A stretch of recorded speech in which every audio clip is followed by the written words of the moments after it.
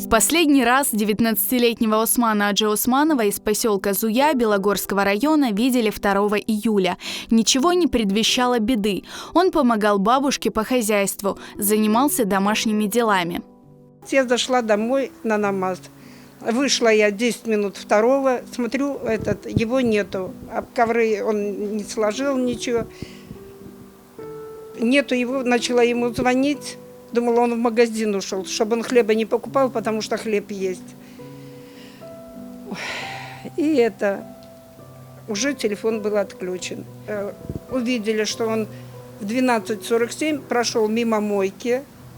В расстоянии километра он потерялся. Алия Ханым начала бить тревогу. Подала заявление в полицию о пропаже внука. К поискам парня подключились волонтеры поисковой бригады «Лиза Алерт». Камеры видеонаблюдения зафиксировали, как Осман шел в сторону соседнего села Литвиненково. Но все еще, все родственники, все на ногах.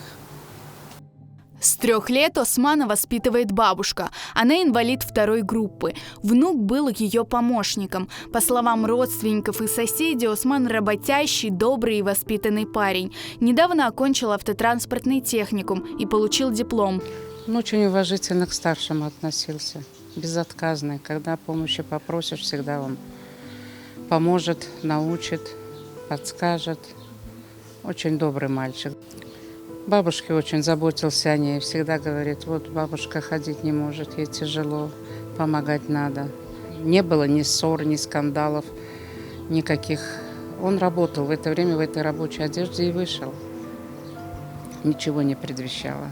Осман Аджи Османов худощавого телосложения. У него черные волосы, карие глаза. Был одет в коричневую футболку и черные шорты. Если у вас есть какая-то информация о пропавшем, звоните по телефону, указанному на экране.